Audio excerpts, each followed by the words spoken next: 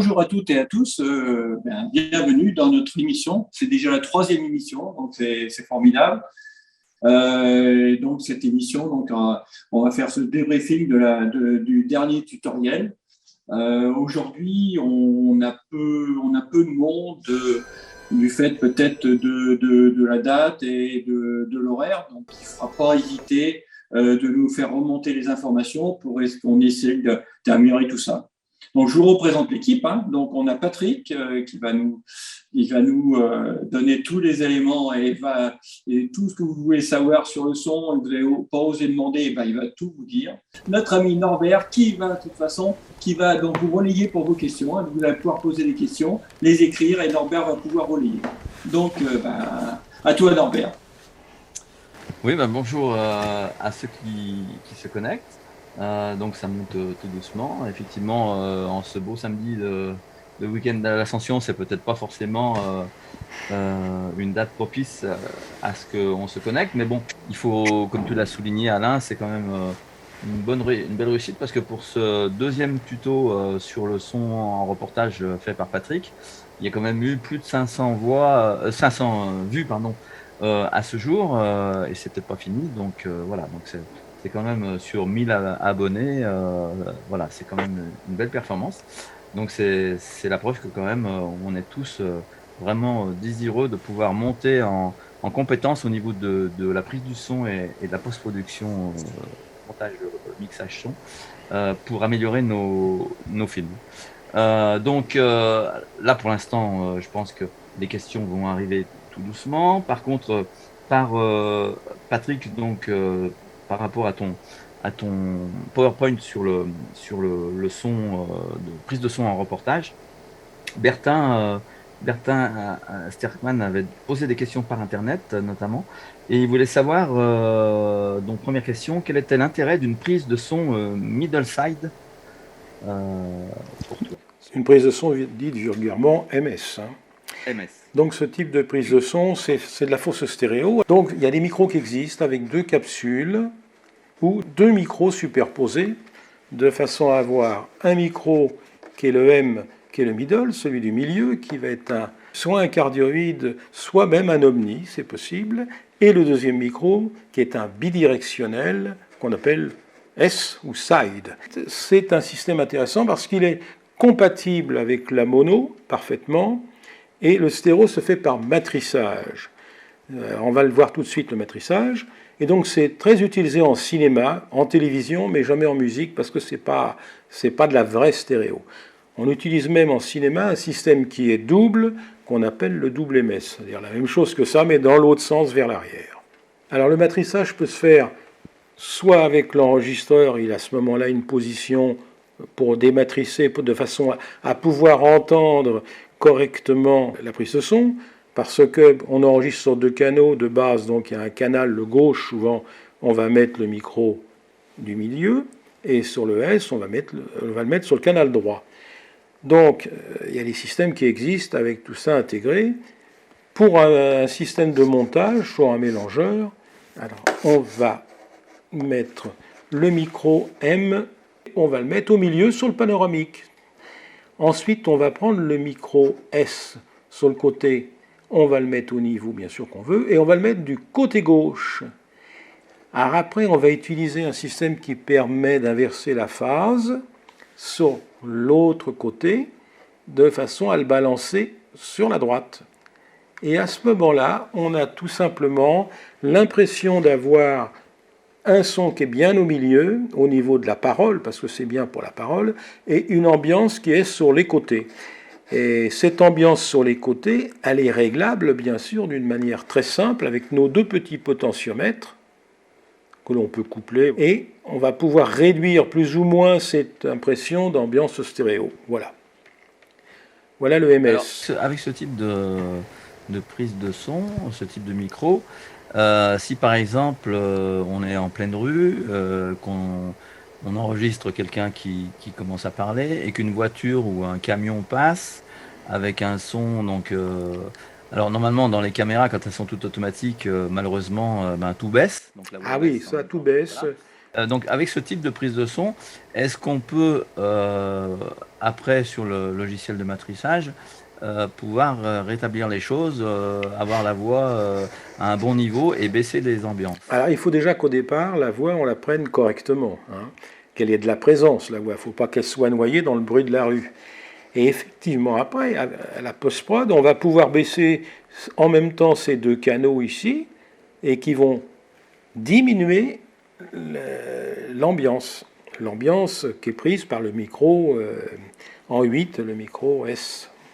Okay. Donc ce qui est intéressant dans ce système-là, c'est qu'on a la possibilité de régler notre effet plus ou moins large de fausse stéréo, etc. Et est-ce que tu aurais un type de micro, enfin, des micros relativement à prix abordable, quasiment toutes les marques font des micros d'IMS. C'est pas toujours évident. Ou sans ça, il faut assembler ça avec divers micros qu'on a déjà. Et il faut donc un bicarioïde pour faire le S. Et après un micro, alors un cardio, c'est possible, c'est pas mal les cardio, ou un omni, etc. Mais avec l'omni, c'est plus flou comme son. Hein. Ok. Par exemple, est-ce que les micros qui sont souvent en X, les micros sur les zooms par exemple. Ah oui, non, attention, ça, XY, c'est une forme de prise de son. Hein. On a la possibilité, quand on fait de la vraie stéréo, qui est une stéréo aussi de phase, c'est soit on utilise deux micros qui sont écartés comme le couple ORTF, donc ils sont écartés 17 cm avec un angle de 110 degrés, ils sont comme ça, je vais essayer de voir ici, un angle de 110 degrés, mais par contre, il n'est utilisable que 90 degrés au niveau de la captation. Ça, c'est le couple AB, hein, etc. Et il a la possibilité de faire des capsules coïncidentes, et c'est ce que tu parles à l'instant, c'est le système XY. D'accord. C'est un autre système de prise de son. Alors effectivement, on va développer aussi avec Daniel l'histoire de la prise de son stéréophonique avec le AB, avec le XY, et puis avec d'autres possibilités aussi qui existent. Okay. Donc le MS, c'est de la fausse stéréo dans l'absolu. Ok. Et Bertin voulait savoir justement par rapport à la gestion de cette prise de son MS, quel était le meilleur logiciel de matrissage? Certains enregistreurs comme les Zoom par exemple, alors que ce soit le F4, le F8, même certains H, ont la possibilité d'avoir une fonction matrissage MS de façon à bien entendre la restitution du système qui correspond à ce que je viens de faire voir sur l'image qui est ici. Hein. Et bien sûr, avec ton logiciel, tu peux très bien le faire. Hein. L'opposition de phase existe sur la plupart des mélangeurs, etc. Voilà. Alors après, il existe des micros qui permettent de faire autre chose comme système d'ambiance, qui sont les systèmes ambisoniques et compagnie, ambiosoniques, enfin il y a plusieurs systèmes. Et il existe des micros comme les Soundfield et compagnie qui, eux, viennent avec le micro et le logiciel de matrissage, dématrissage. Mais ces micros-là sont particuliers parce qu'ils ont plusieurs capsules. Enfin bon, je ne sais pas si on peut rentrer dans toute cette complexité du son restitué sur plus que 2 canaux. Est-ce qu'on ne pourrait pas dire que le plus simple serait par exemple, quand on est même en reportage, être à 2 personnes, une personne avec la caméra braquée sur l'interviewé avec un micro canon, et une autre personne qui prend l'ambiance avec un zoom ou perche. Oui, mais on va plus être coïncident par rapport à la source qu'est la parole. On va faire une prise de son d'un côté pour avoir la personne qui parle et puis un couple qui va se balader autre part. On risque d'avoir des trucs bizarres. Parce que dès qu'on bouge avec tous ces systèmes-là, on modifie le paysage sonore. On risque d'avoir des trucs un peu particuliers derrière. Et après, des problèmes de phase, effectivement.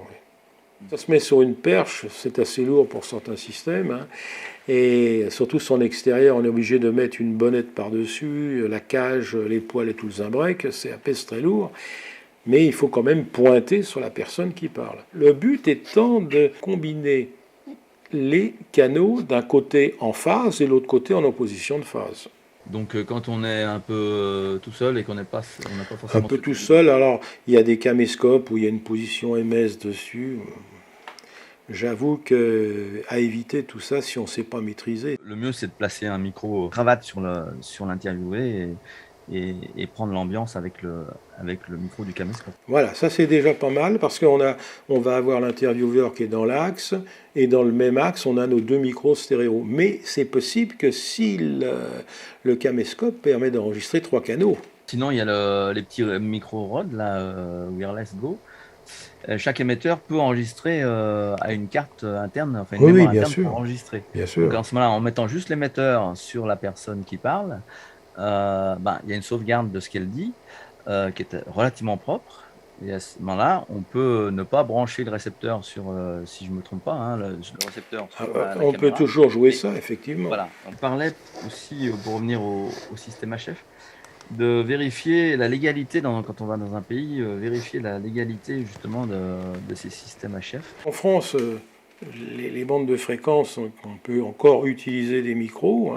Donc on peut voir qu'on a certaines plages de fréquence, mais ces plages de fréquence ne sont pas les mêmes dans tous les pays. Il y a 2 choses. La possibilité d'émettre sur une fréquence et voir si on ne perturbe pas quelqu'un d'autre, mais la légalité d'émettre d'une manière générale. Dans certains pays, les licences sont payantes. En France, tout ce qui est sur ce programme, toute partie TNT, etc., tout ça, tout ce qui est en Wi-Fi, même tout cela sont en utilisation gratuite, sans licence, sans demande préalable, sans rien. Ce n'est pas le cas dans tous les pays. Pour les Sennheiser, par exemple, il y a plusieurs banques de fréquences qui existent. On voit dedans sur quel pays on peut utiliser ces systèmes. Il faut quand même vérifier que c'est une utilisation dite gratuite, sans demande préalable de licence ou paiement de droits ou d'autorisation. C'est pays par pays, coup par coup, et ça varie en permanence, les choses. Si tu veux revenir sur justement l'utilisation de micro-cravate et le réglage et la captation tu disais que les voix devaient être capturées à peu près entre moins 15 et moins 12 dB. Et quand tu parlais de régler le récepteur. Voilà, un petit ensemble de prises de son qu'on peut utiliser. Donc un caméscope, un enregistreur externe, un système de récepteur, un mélangeur, un micro sur une perche. Donc il va y avoir des réglages de niveau à tous les niveaux, c'est le moment de le dire. L'émetteur, lui, il faut régler la sensibilité. Donc avec certains micros, la moyenne des micros, disons moins 12 dB, c'est pas mal. Par contre, si on a des gens qui parlent plus fort, il va falloir réduire un peu, au moins 18, un truc comme ça. Ou il y a des gens qui ne parlent pas assez fort, on remontera. Puis ça dépend aussi des micros. Donc le récepteur, il va falloir ajuster son niveau de sortie. Alors il y a 2 écoles qui existent. La première école, on dit que le micro HF, enfin la liaison sans fil, c'est la même chose que si j'avais un micro à fil. Donc à l'autre bout, c'est un fil. Donc j'estime que mon récepteur est comme un micro, donc je le mets sur le niveau micro, d'où le niveau à peu près de moins 18 à peu près. Mais il y a d'autres écoles qui disent le récepteur, c'est un appareil à part, ça sort au niveau ligne, etc. Donc on le met à plus 6 ou 0 dB, etc. Donc, ça c'est un premier choix. On voit bien qu'ici on a une mixette, il va falloir régler tous les niveaux des récepteurs. Et puis je vais envoyer tout ça dans un enregistreur, il va falloir que je règle le niveau de mon enregistreur. Si j'envoie ça aussi dans le caméscope, il faut que je règle le niveau du caméscope. Je pense qu'on ne va pas disserter trop longtemps sur la HF parce qu'on va faire un truc particulier. Mais si on compare une liaison HF comme ça avec une liaison à fil, la liaison HF est de moins bonne qualité à cause d'un système qu'on appelle le compandeur, parce qu'il faut réduire la bande passante, il faut tout réduire. Alors si on fait de la parole, ça ne s'entend pas. Si on fait de la musique dite classique et compagnie, là, ça va s'entendre. On avait dit que c'était un tutoriel et éventuellement une émission directe sur ce problème et toute cette technologie qui est quand même qui est assez complexe et qui demande une vraie explication, quoi. Oui, parce que quand on n'utilise qu'un système, ça va encore, mais quand on va utiliser, surtout en analogique, Donc on va en avoir 4, 5, 6, là on risque d'avoir des problèmes. Il faut faire ce qu'on appelle un plan de fréquence. Mais on ne va pas le développer maintenant. J'ai une question quand même de Hugues qui demande que valent les systèmes Wi-Fi type Rode Go 2 comparés aux micro HF Sennheiser ou autres? J'utilise un système Rode. Il y a le petit bloc avec la XLR dessus qu'on peut alimenter un micro en 48 volts. Et vraiment en perche, ça marche très bien. Et c'est sur les bandes 2,4 GHz. Et j'ai très rarement des problèmes. J'ai eu des problèmes des fois en distance. J'ai fait un tournage en intérieur et il y avait des choses qui gênaient sur le parcours entre la régie que j'avais installée et l'endroit assez lointain où on perchait. Et des fois j'avais des ruptures de porteuses, mais c'est très rare.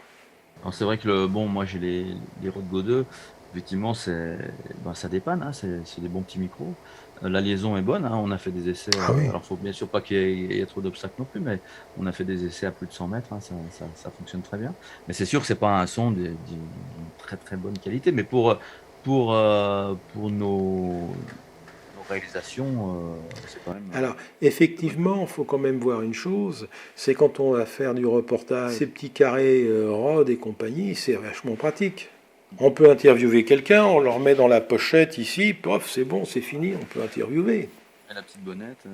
Il y a tout ce qu'il faut, c'est un matériel qui est pas cher, qui est pratique. Quel ordre de prix ce genre de matériel là, Patrick?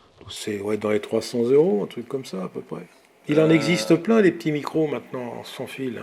Est-ce que tu pourrais nous redire pourquoi il est très important de couper l'alimentation fantôme dans certains cas, pour ne pas endommager le... Alors, l'alimentation fantôme, c'est un système qui permet d'envoyer une tension pour faire travailler des micros statiques, ou d'autres systèmes d'ailleurs, avec des préamplis. Bon.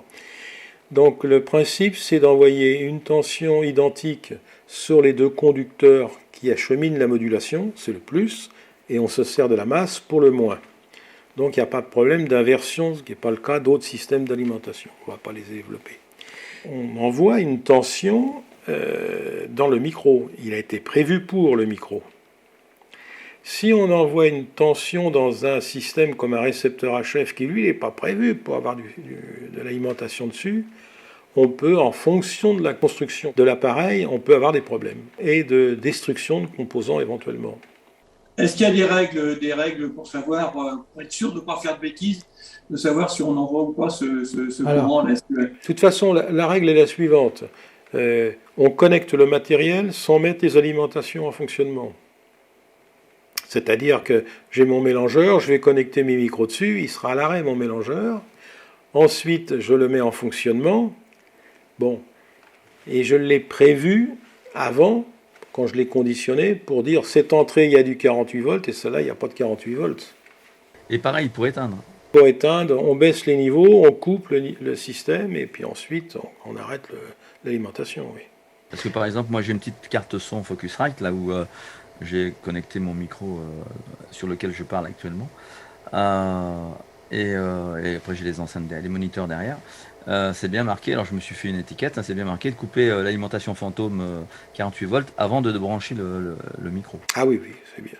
Oui, parce que débrancher le micro avec le 48 volts dessus, premier coup, deuxième coup, ça va aller, troisième coup, ça va peut-être pas lui plaire. Un micro, c'est quelque chose de très sensible pour surtout les statiques. Hein. C'est la même chose que les enceintes. Pour les couper, il faut d'abord baisser le niveau et couper le secteur des enceintes. Sauf des enceintes qui sont prévues pour. Par exemple, moi j'ai des Yamaha, des grosses Yamaha, il y a un interrupteur derrière, je coupe sans changer le niveau sur l'enceinte, c'est prévu pour. Par contre, si je coupe le secteur à la raquette secteur, là je vais avoir un problème, je vais entendre un gros ploc. Ouais. Alors mes tweeters vont en prendre un coup dans la gueule et le boomer il va se désaxer. Bon, ça c'est une connexion habituelle pour faire une XLR vers un jack. Hein. Bon, la pointe est toujours active. Le 1, c'est la masse. Et le 3, c'est l'anneau qui est ici. Ça, c'est un jack 3.5 à 4 pôles, donc, avec au bout, donc, c'est la sortie gauche pour le casque. Ça s'appelle tip ici. Ici, c'est ring pour l'anneau. Et c'est le canal droit pour le casque. Et là, il y a des variantes, effectivement. Le deuxième anneau, le deuxième ring, c'est souvent la masse dans certains systèmes. Et le dernier, qui a été la masse de la prise, c'est souvent le micro. Donc on peut retrouver le micro ici, on peut retrouver la masse ici. C'est vrai que quand on commande du matériel, il faut faire attention, notamment des jacks, voilà, de bien prendre la bonne connectique. Oui. Notamment, par exemple, il y a des câbles RCA qui sont analogiques, qui transmettent de l'analogique. Et puis il y a des câbles avec des prises qui sont exactement les mêmes que les RCA, mais qu'on appelle, je crois, asymétriques. Les RCA est asymétrique. SPDIF. Et ça, c'est du numérique. Est-ce que tu pourrais expliquer donc l'histoire de symétrique-asymétrique? Quel est l'intérêt? Ici, on a une liaison qui est symétrique, c'est-à-dire que la modulation est transportée sur les deux conducteurs, celui-là et celui-là, et la masse ne joue dedans que comme un système d'isolement. Sur un câble asymétrique, il y a un conducteur simplement, et la masse, elle se retrouve sur le corps, puisque là, il n'y en a qu'un à ce moment-là, et le retour de signal se fait par la masse. Donc on peut faire avec des liaisons asymétriques que des petites liaisons courtes, etc. Mais si on veut faire de la grande liaison, si on a 100 mètres de câble pour des micros, des choses comme ça, il faut absolument prendre du symétrique. Avec 100 mètres de câble, quelles sont les conséquences pratiques sur le terrain? 100 mètres de câble en asymétrique, c'est les problèmes assurés. Ou alors il faut que ça soit blindé plus. Même pas. Il y a une moins bonne résistance du signal à ce moment-là aux inductions parasites. Il ne faut pas faire courir sur des grandes longueurs un câble secteur avec à côté un câble audio. Il y a de l'induction. Quand on les croise à 90 degrés, il n'y a pas d'induction. Et les câbles, il faut toujours les dérouler ou on peut les laisser enrouler? Ça dépend comment ils sont enroulés déjà. S'ils sont enroulés comme ça avec le bras, ils sont morts les câbles. Les câbles, il faut les enrouler avec précaution. Alors les petites longueurs, on les love. Alors il y a deux techniques, soit on les love vraiment comme ça, soit on fait une spire sur deux dans un sens. Et puis après, au-dessus de 10 mètres, il faut un petit touret. D'accord, mais admettons qu'il soit dans le touret et tout se passe bien. Est-ce qu'on doit le dérouler complètement ou on peut se permettre de dérouler juste ce qu'on a besoin? Un câble secteur, lui, il faut le dérouler complètement si on veut bénéficier de la puissance totale possible par le câble. Pour l'audio, en général, on n'a pas de problème. Enfin, quand ils sont bien blindés correctement, je parle. Au niveau de l'application sur le terrain, c'est le choix des bons câbles. Il faut investir dans des bons câbles. Il faut du câble souple, des câbles qui soient bien blindés. Ce genre de câbles, on doit les acheter où? On peut les acheter n'importe où? Moi, j'ai acheté des câbles sur diverses sources du net, sans rencontrer avec de problème. Sur les sites, qui sont connus bien sûr, on a des câbles qui ne posent pas de problème. Chez Thomann, Backshop et d'autres similaires, Woodbrass, il y en a plein, Sonovant par exemple. Ouais. Bon, ils ont des câbles de très haute qualité qui sont beaucoup plus chers et d'autres de qualité qui sont très bonnes et qui sont quand même moins chères. Le tutoriel qu'on va mettre en ligne à partir de demain, donc, c'est un tutoriel sur la prise de son pour interview, mais interview posée à l'intérieur, etc. Donc tous les conseils, comment on va câbler, comment on va régler, etc. Donc je ne vais pas tout vous dire maintenant, puisqu'il faudrait regarder quand même ce tutoriel avant. Il y a une chose qui est intéressante à voir sur les enregistreurs, c'est ce qu'on appelle le limiteur. Parce qu'évidemment, quand on fait une prise de son, on ne peut pas toujours maîtriser le niveau. On a un comédien, il va parler faible, il va parler plus fort, il va gueuler, mais on retrouve la même chose dans les interviews. Des fois, les gens ne parlent pas très fort, et puis après, d'un seul coup, ils vont parler beaucoup plus fort. Donc, un limiteur est intéressant. Donc, un limiteur, on voit ici sur ce schéma, on a beaucoup de choses qui sont dans la bonne moyenne, symbolisées par ce petit trait, mais il y a des choses qui passent au-dessus. Donc le limiteur, lui, qu'est-ce qu'il va faire? Il va nous raboter tout ça de façon à ce que on n'ait pas de saturation, parce que On l'a déjà dit que pour enregistrer correctement, il faut situer la voix entre -12, -15 pour les plus faibles, -12 pour la moyenne, un petit peu plus fort quand on va poser une petite gueulante à -9 et jamais dépasser le -6. Le limiteur, il a 2 réglages. Le threshold, c'est le niveau à partir duquel on va le faire agir. Et on a après le temps de retour, c'est-à-dire le release, c'est le temps pour revenir au niveau précédent. Voilà les seuls réglages qu'il peut y avoir sur un limiteur. Donc le réglage du limiteur, donc quand on veut régler la sensibilité minimale, quoi, donc c'est là que tu te mets à moins quoi, moins 18, moins 20 ? Ah non. De limiter en haut, hein. Je te parle de régler la sensibilité à partir de quel moment on enregistre. Enfin voilà. Tu mets ton limiteur, par exemple, tu dis bon, je veux pas que ça dépasse -3 dB. Au-dessus de -3, il faut que ce soit descendu. D'accord ? Mais toi, après, tu vas régler de façon à ce que tes pics soient à -6 maxi, toi. D'accord. Ok. Lui, mais tu peux toujours avoir après un truc, une plosive, etc., qui va faire que ça va encore monter et on va vouloir l'éliminer à ce moment-là. Il faut savoir une chose en général, quand on va interviewer des gens qui ne sont pas des professionnels, quand ils vont faire un essai, ils vont parler, ils sont pas vraiment au même niveau, donc en fonction des gens, il faut un petit peu interpréter ça. Un exemple, dans le film, donc, il y a 2 personnages qui sont en train de parler. Il y en a un qui sort un pistolet et tire un coup de feu, forcément. Et quelle est l'incidence pratique en utilisant un limiteur ? Les coups de feu, de toute façon, enregistrés en numérique, on les enregistre à des niveaux inférieurs et après on les travaille pour les compresser de façon à remonter au niveau maximum. Mais enregistrer un coup de feu comme ça, tu auras l'impression d'avoir un pétard mouillé. En résumé, ce genre de choses vont être traitées en post-production. Mais là, on est en fiction, on n'est plus du tout dans le reportage. Quand on veut régler une voix, donc on le fait tutoyer le -12 maximum, -6 dB. Mais si on veut quand même faire une sorte un contrôle au casque, est-ce que tu pourrais nous dire comment régler le volume du casque ? Il faut écouter ni trop fort ni trop faible, c'est ça le problème. Il faut avoir un bon préampli casque, et ce n'est pas toujours le cas sur tous les systèmes. J'ai un réglage qui m'est propre, je sais où je vais avec. C'est à chacun de faire des tests pour voir ce que ça donne. Ça dépend de son audition, ça dépend de son casque, ça dépend des micros qui sont dessus, enfin ça dépend de beaucoup de choses. C'est pas une écoute, une fois qu'on a trouvé son point d'écoute, on le note et puis après on le garde. Est-ce que tu pourrais nous citer par exemple des petits casques qui soient pas trop encombrants et de bonne qualité Il vaut mieux un casque comme tu as exactement. Alors moi ce que j'ai c'est un casque qui est fermé, c'est un Sony MDR 7506. On peut toujours se dire en voyage je vais prendre un tout petit casque pliant. Quand je suis en voyage j'ai un petit casque AKG. Quand je l'ai sur les oreilles après, voilà il est pas très grand. Mais par contre c'est pas un casque fermé, il est petit au niveau des oreillettes. Voilà. Est-ce que ça peut aller? Il y a un Sennheiser HD25 qui existe, Ouais. qui est plus petit que celui-là.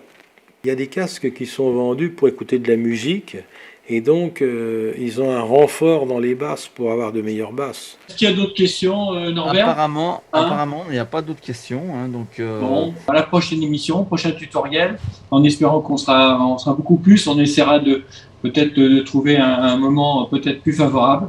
Voilà, puis de toute façon, la chaîne continuera donc avec d'autres sujets, avec d'autres interviews, avec éventuellement des réalisateurs qui viendront. Enfin, on va la faire vivre cette chaîne, trouver plein d'idées, des idées aussi grâce à vous. Voilà, merci à tous.